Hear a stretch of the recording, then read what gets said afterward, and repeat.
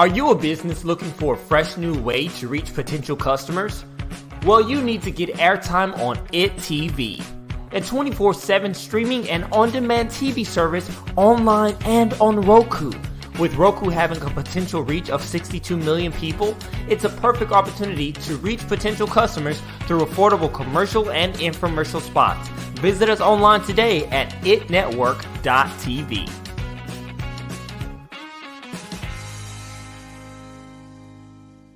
Good morning, good morning, good morning, and thank you for joining me on another episode of the Roundtable Talk Show. I am your host, Sharifah Hardie, and we have an incredible show for you today. We're going to meet some incredible people with some incredible stories, and we're going to find out more about them, what they do, and what they're passionate about. It's Monday morning. We're getting ready for an amazing week, but I want you to go ahead and share this show because I'm pretty sure there's someone in your network, in your neighborhood, who's starting out their entrepreneur journey. Maybe they're a new business owner. And this is where you have the opportunity to learn from the experts. Ask your questions, make your comments right here on the Roundtable Talk Show. So go ahead and send that text, send that tweet, wake someone up, but let them know the Roundtable Talk Show is live because friends don't let friends miss out on the Roundtable Talk Show.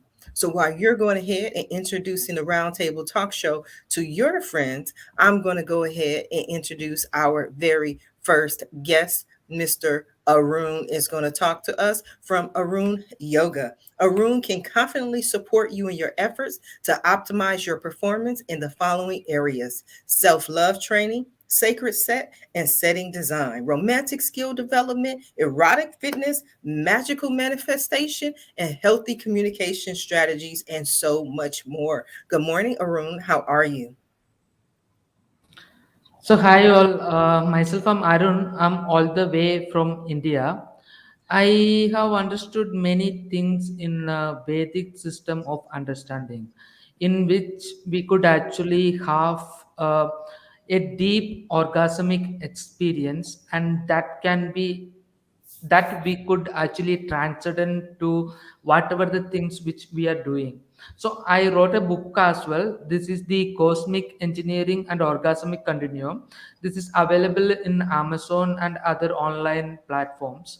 So once you have achieved that kind of understanding, that experience you could actually put into anything which you do. For example, you are doing a job, or if you are doing a business, or a relationship which it is not working out for you, you could put that experience into that thing and make it work for you.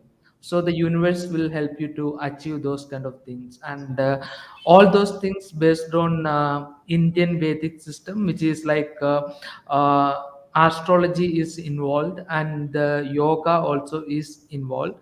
So you can get to know more things about my techniques which I teach in arunsyoga.in. So this is about me. Absolutely. I love hearing about you. Now, we are going to come back to you. I want to go ahead and introduce our very next guest, Miss Amy Rose Herrick. Amy is exciting. She's America's profit building specialist.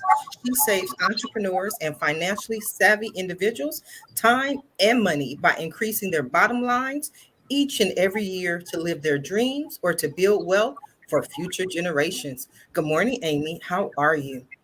I am well and blessed. Thank you. And it's always a pleasure to be here with you. Thank you. It's a pleasure to have you. And I love learning about profits, especially secret profits, and having you on the show. But for anyone who doesn't know you, tell us a little bit about yourself, who you are, what you do, and what you're passionate about. Well, if it touches money, I am your go-to professional. That's it on the bottom line. I help business owners make their business sellable every day of the year. And then I can assist them in selling appreciated assets like their business or real estate and pay absolutely no income taxes legally, morally, and ethically. So when it touches money, I'm the person to go to. I also work I'm an author. I'm a #1 best-selling author. This is my recent book, Path Faith First, Suitcases Second, A Decade of Miracles After 50. And I have other titles that are up for sale. I am revamping and sending out an entire series. And after the first of the year, I will have 11 titles that will be coming out. It's been a lot of work, but that's going to be pretty exciting. I also have short courses that are available to help business owners build their bottom line, or they can work with me individually or in some group settings. And I enjoy the outdoors. I live in the U.S. Virgin Islands, and I have been privileged to do a life do-over. Be 11 years ago in January. So I know what it's like to sell it all, give it away, live on the mainland, and start life somewhere else. So that's one of the things I'm passionate about, is living life on your terms, but still having a good time while you're doing it. So I love it. I love it. So the book you just mentioned, is that your new book? Yes, that is the newest book that I have out, and it is a #1 bestseller. And it talks a lot about the journey that I had in moving from the States to the U.S. Virgin Islands with my husband, 4 kids, the dog. We shipped the van, but we had no friends, no family, no jobs when we moved to St. Croix, and I'm still here. It's been a raving success. So don't be afraid to try the unknown. You might like it. I love it. I love it. You spoke about another book, I believe. You shared another book when you were here the last time, correct? What was that book? Oh, I have multiple books that are out. I have Small Business Owner Mistakes. That one is being revamped. I got a frog. That one is being revamped, and that will be coming out with the new year. That will have some additional chapters and things in it. I have another one that is multi-generational family medical planning, because I believe every medical event impacts at least 3 generations of a family. And then the new books that are coming out are going to be relationship based, that are 25 questions to ask before marriage, or before remarriage, or remarriage after retirement. And these are questions that are everything from finances to family to sexual preferences, whether you need a prenuptial. It is quite encompassing, but my goal there is to have relationships that last, and not get into a relationship and realize that you are not headed in the same direction because you didn't talk about some of these issues. Right. I think that was the focus when you were on the last show, is talking about some of these issues. I'm like, I know there was some aspect that stood out to me. Now, Amy, we are going to come back to you, but we're going to go and check on our next guest and see how David, how are you today? Are you with us, David? iPad, and I see my picture on there now. Is that right? You're fine. We can see. We can see you, David. Now we can't see you, David. But for anyone who doesn't know, we're going to speak to Mr. David. No, I think we're going to speak to David. We're going to see what David is doing. But we're going to come back to David because he's over there playing IT right now.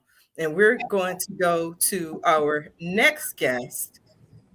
And we're going to find out a little bit what's going on with our next guest, Miss Asiya. And she is going to talk to us. She is a former management consultant turned women's leadership and career empowerment coach. She teaches accomplished professional women to become influential, sought after leaders without people pleasing, overworking, or selling their souls. Woo! Good morning. How are you? Hi, good morning. I'm great, and I'm so happy to be here. And actually, again, my name is Asiya Hardie. Thank you so much for having me on the show. I'm in a kind of different environment today, so hopefully the sound is fine. I'm actually up in a cabin in Crestline, Southern California, with my family, spending a couple of weeks here for the holidays. So kind of different view. Those are real trees in the background, and beautiful mountainside. But my focus, as you said, it's on working with accomplished professional women. And what I find is that, you have these fantastic, amazing, incredible women with these credentials that just won't quit. And it seems like they're doing all the right things, but not being recognized for their contributions. They're just not seeing the results that they were hoping for. So that's where I partner with them to become the kind of influential leader that gets the results that they want. And I use a particular kind of process, and it's very straightforward. So I'll share it with anyone who wants to hear about it.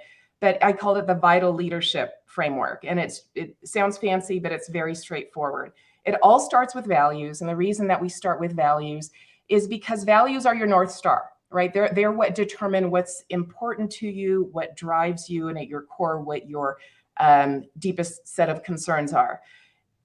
And what I find is that when we don't start there, we often find ourselves bumping up into ourselves. And I know that sounds funny, but if you ever find yourself in a situation where you're stuck and you just can't seem to make progress, as opposed to going to defaulting that I just shouldn't be up to this, or I'm doing it all wrong, or maybe I'm just flaky, which is what a lot of the amazing women that I work with sometimes, default to.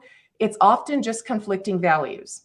And that's why we start with values, because it helps uncover where you have values that are just not being realized or in conflict, or, your deeply held beliefs that aren't really being expressed. And then from there, we go on to the intangibles, which is what's going on inside of your head, so that you're really clear and honest about what's happening inside of your head, what your intentions are behind your actions, and those being the actual intentions versus the intentions we want people to think that we have. And we could talk more about that later. Then we go on to the T, which are tangibles. And those are the to-dos, the how-tos, the actual leadership skills and leading practices that actually help develop amazing professionals and leaders, but also amazing teams. We go on to advanced competencies and strategies, and then we end with leadership style, because I think that it's really important that people be incredibly honest with themselves about what kind of leader they want to be. I know we read these books and we say, yeah, that's the kind of leader I want to be. And I want to mentor people and I'm going to help them develop whatever skills are missing. But the reality is we all have preferences and we all have resistance to certain type of leadership tasks. And the worst thing we can do is not be aware of what those are and then wonder why it always feels like we're kind of pushing a boulder uphill, right? Like we're hiring the wrong people all the time or choosing the wrong partners. And that's often because we're not clear on those leadership styles. So that's the vital framework, and I'm looking forward to chatting throughout the time we're here. Well, thank you. We are going to come back to you to learn more about you. Just want to go ahead and check on Mr. David Nelson. Hi, David. How you doing over there? I'm doing fine. Am I still here? Yeah, I think you so. are here. Just freeze. Just don't move. You know what I mean? When you're in photography and they're trying to take that perfect shot, they're like, stand still. Just stand right there. That's all you have to do. Well, I couldn't get my iPad to do this, so I've got my phone. I'm doing this. My name is David Nelson. I'm a retired Oregon State Senator. I've just written a book called Mariah is Missing. And it's been sort of a cathartic experience, a chicken soup for the soul for me to write this. It was actually based upon an actual event that happened in Montana in 1974. I was a prosecuting attorney up there at one time, and there was a school teacher that went missing, and I was the fellow that was supposed to figure this whole thing out or help figure it out. And so I've written a book about it, but I've changed the book around, and tying in with your last speaker, it's about my heroine, my chief character is a woman prosecutor who has to navigate all the ins and outs of a professional world in a male-dominant world in the 1970s. And if in the 1970s, there weren't very many women lawyers. In fact, I think if you took a law school class, there might be maybe 2 or 3 people out of 100 that would be women. And so I think there's been a lot of improvement because the law schools these days have, they're up to, 50% of their enrollments are now women. So maybe I should have talked to some of these people that you have on your show before I wrote my book. Who knows? Absolutely. But you just kind of mentioned real quick that you're a lawyer, that you were a senator. Yes, right. Yeah. I served in the Oregon State Senate for 16 years. And so I'm going to eventually try and write about some of those experiences because, it's the political world is not a real world. It's kind of like going to Reno or Las Vegas. You feel like you're in a casino most of the time, and there's really no hours, no days. You just go there and spend your time and money. And your money, wonderful. I'm going to come back to you, David. Definitely want to continue the conversation. Amy, I want to go over to you now. Both of our guests were kind of talking about the women in business, women in leadership. What were your thoughts, especially when you were listening to Asia talk about leadership in women? Oh, I can identify. There are many what I will call silent, talented rock stars that are out there. And they're in every genre, whether it is political, in the area that David is working in, academic, it is in government, it is in private industry. And many times I think women will discount their value, or they will discount the value of their experience and what they're capable of. And many times their voices are not heard at the table. And so that confidence and being noticed, and some of us have been trained over the years that, well, when you're really good, somebody else will notice.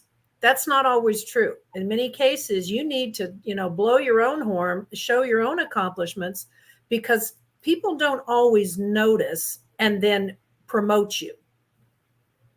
So that's one of the things I've seen. There's the confidence. We can do it, but it does not always mean someone else is going to promote you. No. Absolutely. I definitely agree. What are your thoughts, Asia? Yeah, I mean, I couldn't agree more, Amy. I mean, the reality is that we've kind of, in a way, a little bit been bamboozled into thinking just that as long as we are, working hard and putting in the effort and doing a good job, we're going to get recognized for the contributions. We're going to get the opportunities that we really feel we might have earned or might deserve. But the reality is that there is only one CEO and chief strategist in your career, and that's you. And so when we leave it in somebody else's hands to distinguish either our value or where we have an opportunity to contribute or what kind of work we can or can't do, it puts us at a real disadvantage. So we need to operate in a different way. We need to operate in a way that always gives us the opportunity and the option to have other areas and other ways in which to, again, express our value, express our leadership, grow teams, grow our skills, because employers are not necessarily going to do that. And it's not even because they're up to bad things. It's simply that they're in the business to look out for their best interests. They're not necessarily in the interest of looking out for you as the individual employee. So they may or may not notice your value, but it may not be in their best interest to do something about it. So absolutely, you need to be able to not only advocate for yourself, but also to with your values in check, to be able to draw that line and say, I need to find another outlet for my expertise, for my experience, for my value, and contribute in a different way, in a different space, as opposed to holding out and thinking, one of these days they're going to notice me. One of these days I'm going to be, recognized. One of these days I'm going to get that promotion. Again, it may or may not happen that way. It may or may not happen that way. Mr. Arun, when you hear the conversation, what are your thoughts? See, when we are speaking from the perspective from India, see the Semitic religion, such as like Christianity and Abrahamian religions like Islam and things like that, there is no concept of goddess actually. But in Indian religion, there is a goddess.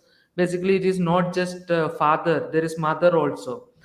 Because God has no gender, so and something which is women can have without doing much spiritual practice is like the deep sense of orgasm. If a man he want to have an orgasmic experience, he need to do a lot of meditation, because our soul is actually half men and half women, and when they come together we can actually experience the deep sense of orgasm inside us. So once you are actually experiencing that kind of sensual or transcendental ecstasy, that thing can be transcendent into, I mean, how embodied the women in their body, they can transcend that into the everyday things they are doing, whether it is business or whatsoever, like without getting manipulated or whatsoever, like transcending the wisdom which can have in a spiritual perspective. This is what I see. Very interesting. It's 8 o'clock in the morning here in California. Kind of interesting, kind of early for the conversation, but I'm loving your feedback, David. You're listening to the Amy and the conversation. What are your thoughts? Two thoughts, actually. Well, the first one is that in my book, I've actually made the heroine, the chief character, the main character, a woman, just for some of the reasons you're talking about, because trying to superimpose how a woman would have handled the investigation of trying to find this missing school teacher is, it's about control, and it's about the power of a woman, and also the vulnerability of a woman, and and that people have choices, and sometimes an event comes along in your life you have no control over, but you have to deal with it. And so how do you go about dealing with it? And I'm trying to write it from a woman's viewpoint, which is somewhat difficult because I'm not a woman. And so it's been really a very good experience, I think, to try and sort of superimpose yourself and think of fictionalized situations where somebody has to make a choice and somebody has to make a decision. And so I think there's some really kind of interesting things that are going on between what your other participants in this podcast are saying and what my book is saying, because it's all about a woman's choice and the power that she has.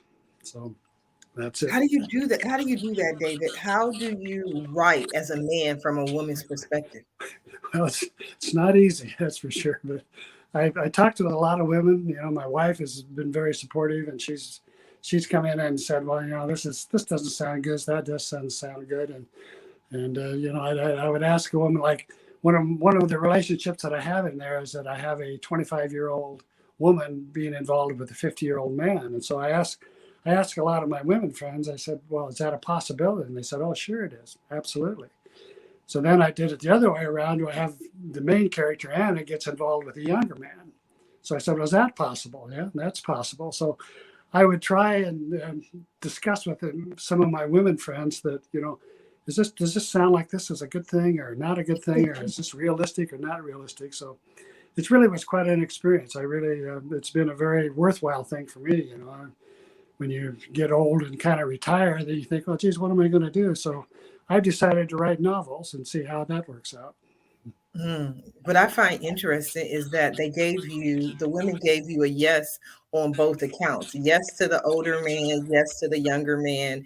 And usually what I've seen is that people will say, oh, yes, it's wonderful for a 25-year-old to be with a 50-year-old. But then when a woman does it in reverse, and it's the 50-year-old with the 25-year-old man, then most people are like, no, that doesn't work. So it's just interesting to me, David, that they said yes to both. Yeah, and and it's all about choices, and that's the other part of my book, is it's saying that really in all relationships, basically it's the woman that makes the choice. And and one of my characters in there at one point says, well, have you ever seen a couple and you say, how do those two people ever get together? So my theory is it's the woman that made that choice. And so my story is about the power of a woman and also the vulnerability of a woman. So. And whether I succeeded or not, I don't know, but I had a lot of fun writing it. Oh, well, we're going to toss it over to Amy to see. Amy, what are your thoughts on the conversation? Well, I'm hearing this, and like I said, I could play both sides of the fence. As an employer, I want to pay the least amount to get the job done because I get to keep more of my profits. But what I find is there are so many people who just will not ask for what they're truly worth to the company, for the contributions that they provide, or the promotion that may very much be due because of what they're capable of. And a promotion does not always mean that you go up in your department. Sometimes you would be a fabulous fit by moving lateral over to another department because of some of the skills you've amassed. And I don't think sometimes people ask for enough, whether you're male or female, based on the contribution that you actually do. And if you put pen to paper to figure out how much have I saved this company, what does this position create, it is an eye opener. And I have seen so many people that are stuck, and an attaboy is just not enough, in my opinion. It's not. Okay. Well, we got your opinion. We're going to go over to Sia, see what her opinion is. I mean, absolutely. I think, you know, I often talk about these myths that we have about careers, and they're really, they're mistakes, right? They're myths. We think that they actually have value, but in fact, they're often a detriment or hurting us in our careers. And one of those is, again, thinking that you need to somehow convince your employer, whoever that person is, your boss, that you're doing a good job. But the bottom line is that you can be doing an outstanding job. You can have the best results. You can have the highest sales, the best, you know, customer satisfaction, the highest number of hours logged. And it doesn't necessarily mean that someone wants to catch you winning. See, there is a difference, right? You have leaders who see you aspirationally, so that, in other words, if you make a mistake, if you goof, which we're all going to do, especially if we're up to big things, and we should all be up to big things somewhere in our life. But if you're up to big things, you're going to stumble. And a good leader is going to see that as an opportunity to help you grow, or they're going to see it as see you aspirationally and help move you towards that kind of higher possibility they see for you. Whereas, you know, a lot of maybe less effective bosses or managers or supervisors will use that as an opportunity to punish. And that is a big distinction, right? They'll use it as an opportunity to remind you, put you in your place. Again, just let you know that you're not quite there, but not in a way that elevates you. So when our focus is to try to get approval or validation from someone else, we can feel really deflated when it doesn't work out that way. And again, we have no control over somebody else's intentions for us. We can only control what's going on right here. The problem we run into is not whether or not they recognize our value or whether or not they give us the promotion, but that we think that means something about us.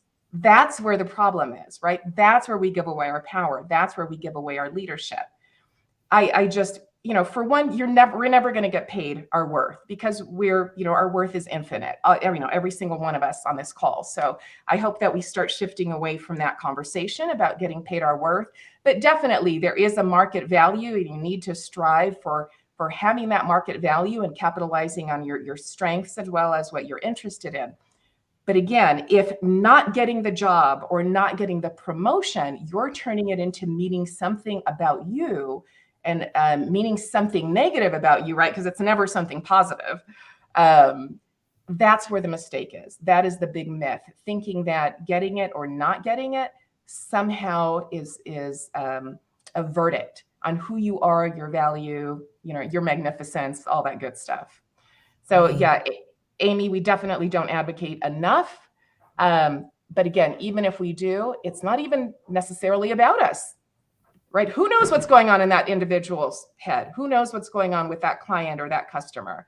It is, it's just not necessarily any of our business what's going on in their heads. And it's none of our business to make it about us, right? If they're having a challenge seeing our value or appreciating our value.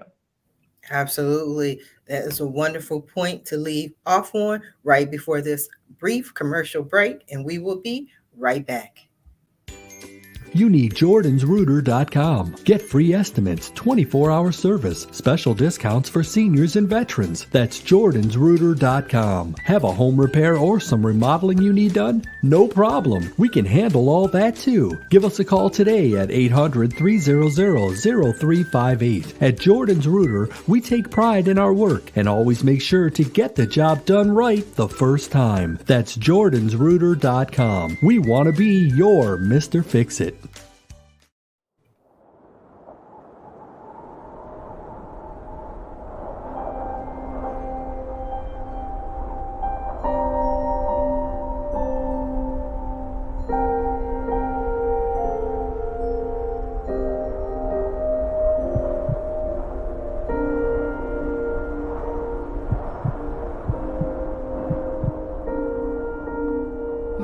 is Missing, available now on Amazon.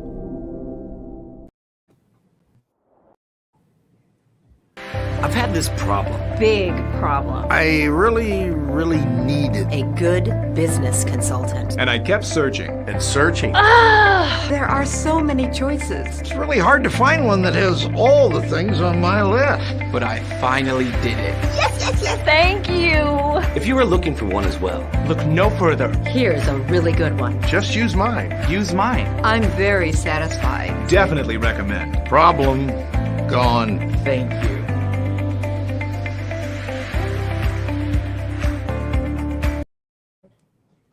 I've had We are having a very interesting conversation this morning. Our guests are sharing their points of view. Like everyone knows about the Roundtable Talk Show, no one has absolutely any idea, including me, where the conversation is going to go. But somehow, some way, we started talking about women in business, women in leadership, women in yoga, so many aspects of just being a woman. But I want to go back over to David and ask the question, because we saw your book, we saw your commercial, Mariah is Missing. And you talked about the stories you had when you were in Senate, but what made this Mariah experience stand out to you where you said, I'm going to start with this book? Well, it's one of those events, I think, that happens in your life that changes the course of your life. And after that, I got out of the practice of the law. I stopped practicing law.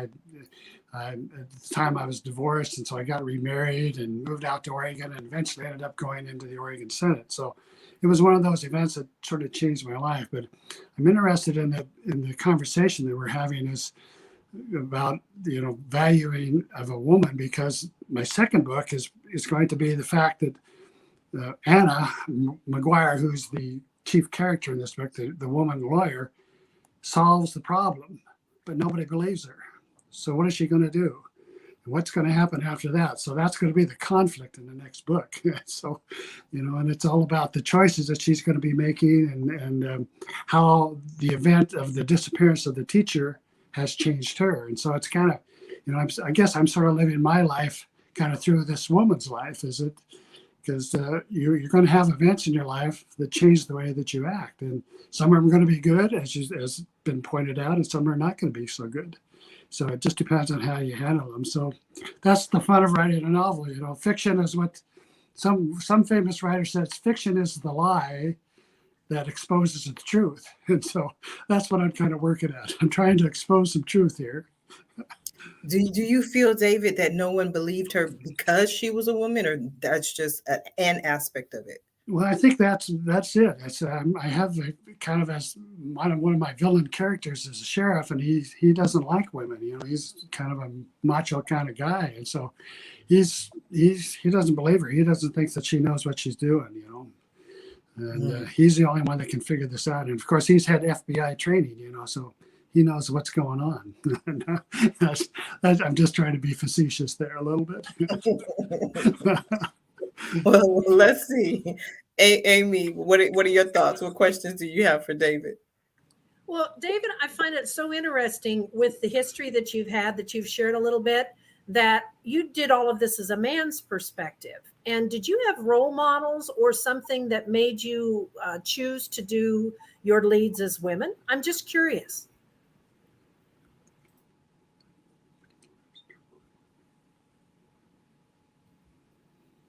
David, are you with us? Yeah, I can't hear. Don't hear Amy. I hear everybody else, but for some reason I don't hear Amy. Okay, can you hear me now?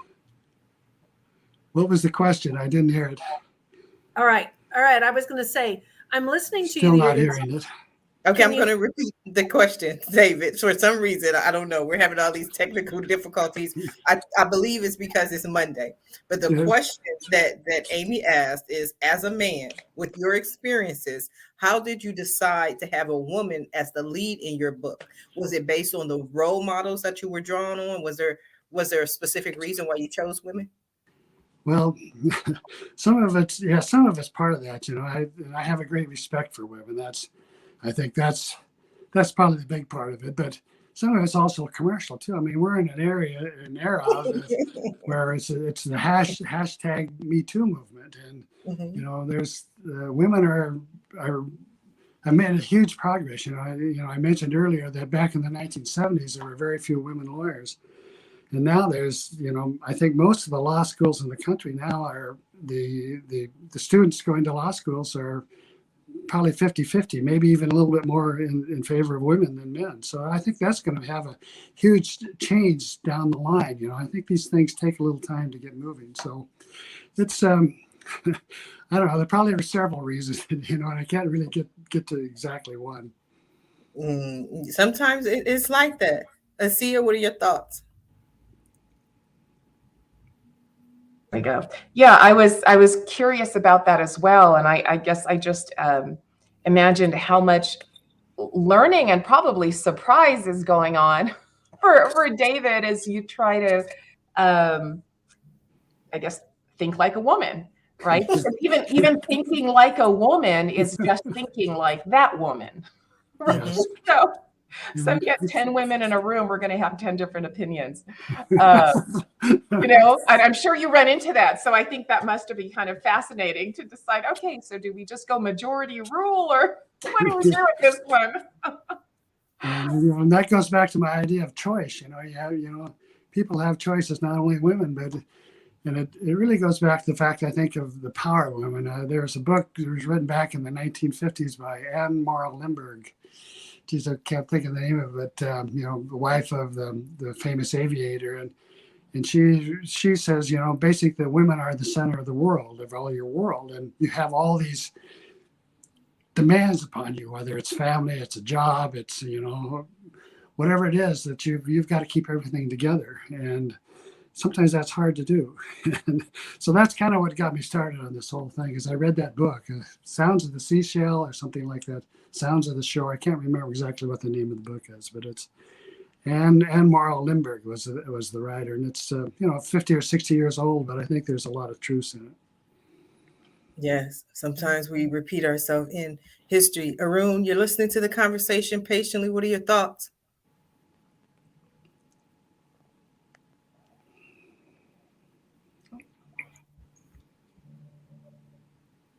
Okay, we got that silence. Arun is on mute, so unmute yourself. And while you're doing that, we're going to allow. I'm sorry. Yeah.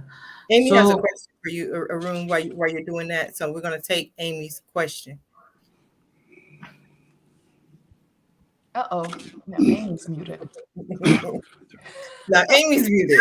Oh, am I muted? Okay. We love tech gremlins. Arun's, I was listening, and you can tell that your passion is yoga, and that you have really invested so heavily in your time in this. Did you have both male and female teachers, and did you see any difference in the way that they were able to impart concepts or teaching to you? Just curious. Yeah. There is certainly there is a difference between a male teacher and a female teacher. For me, actually, I learned the things, the spiritual essence from a woman. So, and also there is male teachers also.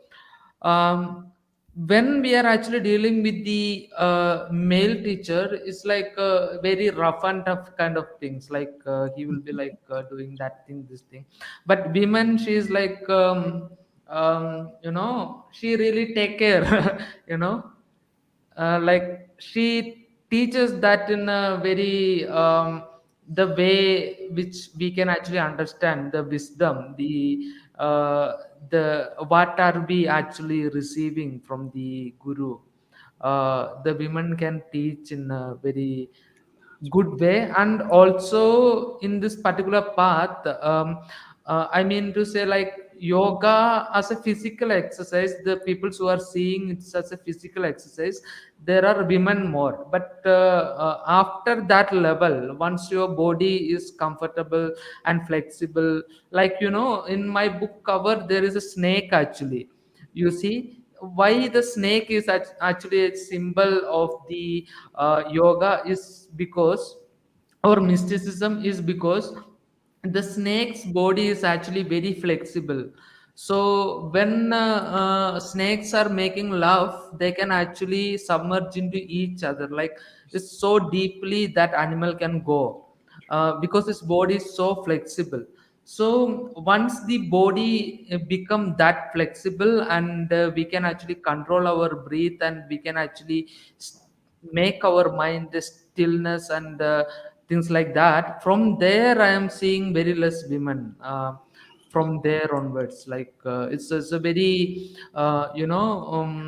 path which is actually not been said. It's unknown path, like it's for experience actually, like there is not a wisdom or teaching or anything like that. But yeah, a women teacher is actually more loving and caring than that of the male teacher. What made you decide to get into yoga? There was a question, like yoga is not merely physical exercise. It's like yoga is the term which stands for union. Union with the what? The absolute, the whatever is existing here. This union, the self with the absolute. That is the term actually related to. So my course was led me to that particular technique, basically. Like, why am I here? Why can't I be in planet Neptune? Why am I in Earth?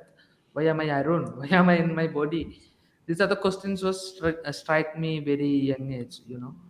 So it's led me to understand many philosophical things and some spiritual practices and things like that. Very interesting.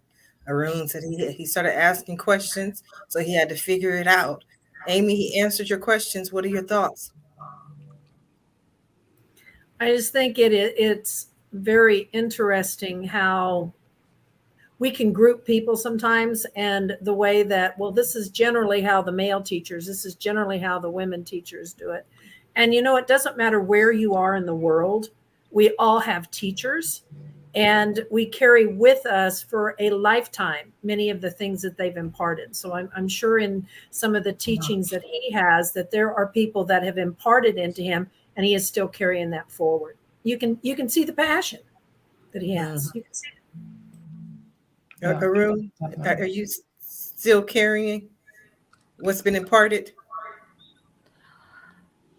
See, basically the teaching, the Vedantic teaching is all about unlearning, It's being present.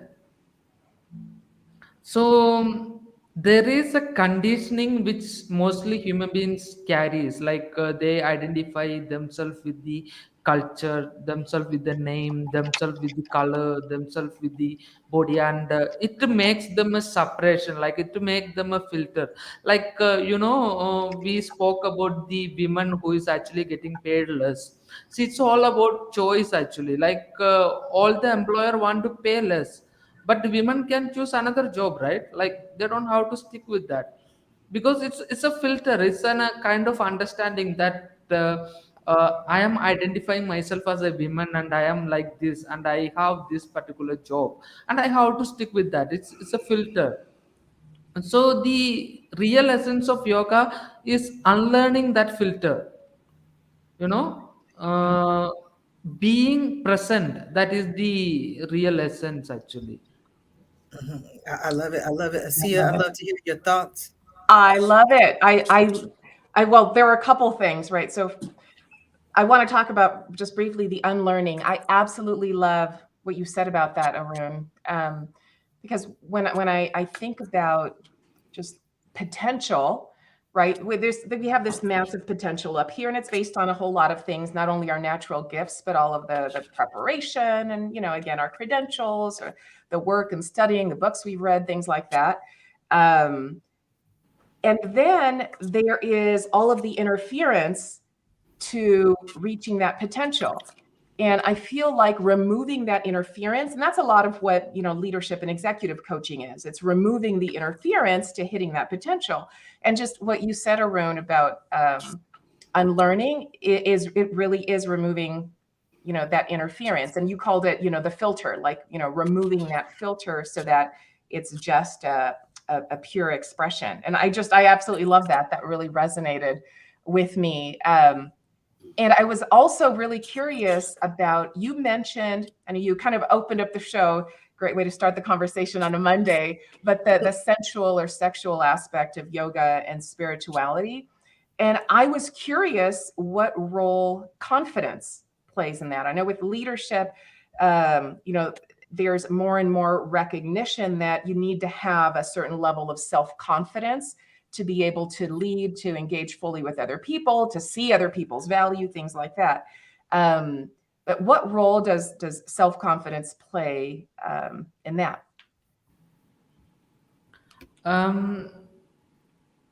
See, once you become pure, like for example, the most fantastic sexual experience, the animals, we are including ourselves, we are in animal kingdom.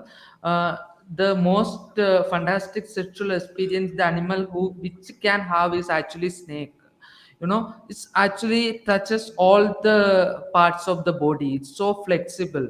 If you see how they make love, it's actually so so deep. The nature is dancing in a very particular way. So sexuality has a very important effect. So whether it is with your partner, whether it is with your boyfriend or husband or whatsoever, like the sexual union has a very important thing in your life because it make you more happy.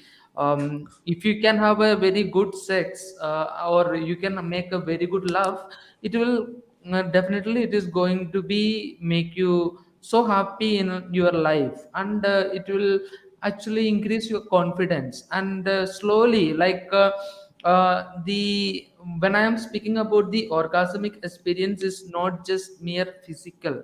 It's beyond physical. It's a transcending the physical sense and our consciousness or whatsoever into entirely different level. And to get into such a level, we need many things around us, like our what all are the things which is we are surrounded with, the friends we are with, the family or the culture we are with. All this has to be supportive. So to get into that kind of level without any kind of stress or restraint, uh, we need really happy relationship and really grounded things. So yoga will definitely help you to have uh, higher sexual experiences. And with that, you will have more confidence. I think that was the answer to the question. And Amy, you had some thoughts on unlearning as well. Yeah, and I think many of us, we have good mentors, teachers. They can be family members that ask those questions. Why? Why do you feel that way? Why do you do it that way? To give you an opportunity to identify where you might have some biases or prejudices and things that, as you're part of that unlearning, that what may seem natural and normal to you that you really haven't questioned, that having some of that why, well, why do you think that way? What are your experiences can make a difference on unlearning things that feel natural to you because you really haven't thought of them in a different way. Mm-hmm. I think that was very interesting. Yeah. David, did you feel that you had to unlearn something? David, are you with us? Yes, I'm still here. Okay. David's over there. I don't know, but unlearning. I want to discuss unlearning. And you had to unlearn some things in order to write from a woman's perspective. Well, I don't know if it's unlearning. It's just, I mean, you can't unlearn the things that you've done. I think that you learn from your mistakes. That's the biggest thing. And you just keep, I keep saying, and one of my characters says that she's a successful failure. She's done a lot of good things in her life. That's Anna, the heroine. She's done a lot of good things in her life, but she's also made a lot of mistakes too. And she's in a situation where she's in love with a married man, and it's probably not going to go anyplace. And how's she going to resolve that? So she cannot learn some of her past experiences, but she can certainly make some choices going forward, knowing what she knows. And I think I don't know if it's so much a matter of unlearning. It's just, what did they say? Is that good decisions come from experience, and experience comes from making bad decisions. So that's where I am on the learning part of it. Absolutely. No, I've never heard that. I learned something new every day on this show. A successful failure. A successful That's how I failure. describe myself to my kids. Was that part of that transition you had where you just started all over, changed where your location, changed your career, just made out? You consider that being a successful failure? Yeah, that's all part of it. I went to graduated from high school and ended up going 1 year of college and not making my grades and flunking out, but then going on and keep going. So I've done some good things, and some things haven't worked out so well for me. But you just got to keep on going and keep smiling, have a little sense of humor and a little, I hope, some humility and some compassion. Well, let's see. I'm gonna ask Amy, because Amy talked a little bit about her starting over and her journey and just giving up everything and just moving to the island. Amy, what are your thoughts? Well, part of that, I was picking up on those words of successful failure. I think we all have a level of success, but it is difficult to be successful in every area. We were comfortable where we were, but we had an opportunity and a calling to try something different, try something new, but it meant letting go of everything. I mean, what we thought was our dream home that we were going to retire in, uprooting our children. It meant stepping out. And that's part of the reason the book title is, Packed Faith First, Suitcases Second. I think in many times when we step outside of our comfort zones, we are stepping out on faith or hope or a promise, but there has to be that first step. And then I also believe that when you're taking those steps, well, like David, when he wrote his book or, any of those things, you've got to be committed. You can't do it halfway. You're either committed and you're going to give it a try or you're not.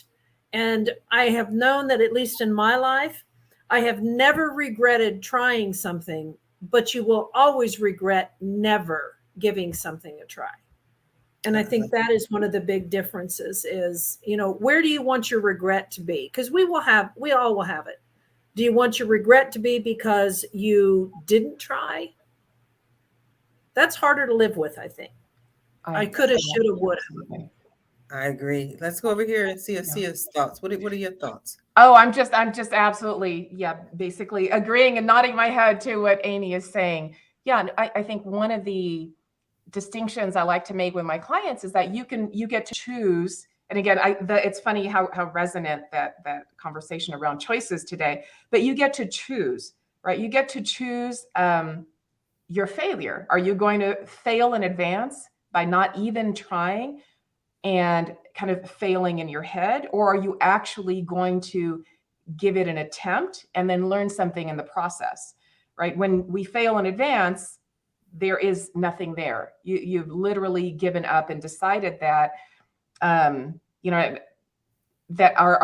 your relationship with failure, it's so sensitive or delicate that if you fail, you somehow won't be able to recover. And nothing is further from the truth, right? Failure just means that, again, you're up to big things. You tried something, you fell flat, and now you have a different way you might try it next time. It doesn't mean one and done. It doesn't mean that it is over. And it's certainly not, again, a verdict on, our individual value or potential or ability or anything like that. But we have this really funny relationship with failure.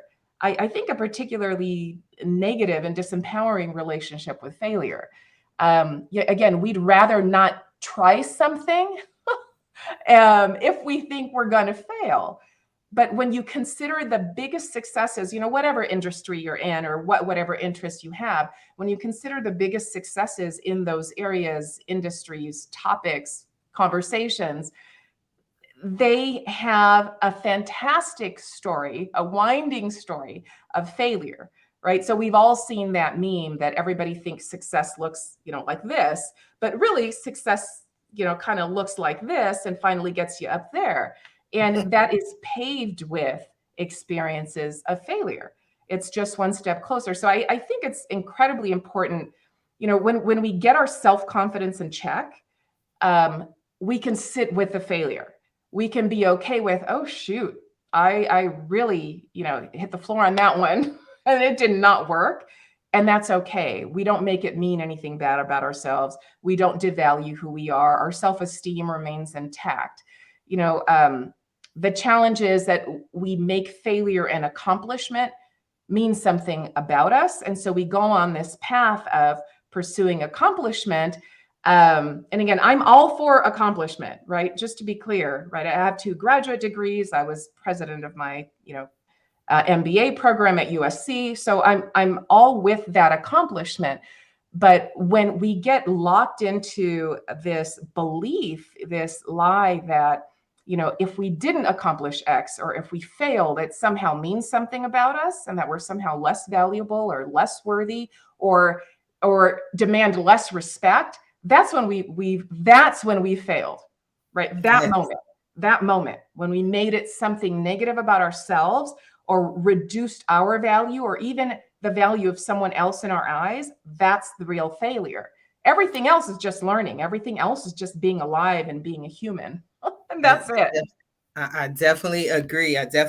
This has been an incredible show. We have only a few minutes left of the show. And what I love to do at the end of every show is just simply allow my guests the opportunity to speak directly to the audience, to everyone who is watching this show live, as well as everyone who is watching in the archives, and let them know what you want them to take away from your appearance here today. And we're going to start with you, Miss Amy.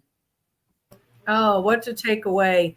There are resources out there. Doesn't matter what you need. I mean, look at the panel that's here today. We have someone with yoga. We've got a couple of authors. We've got those who help women and men in business.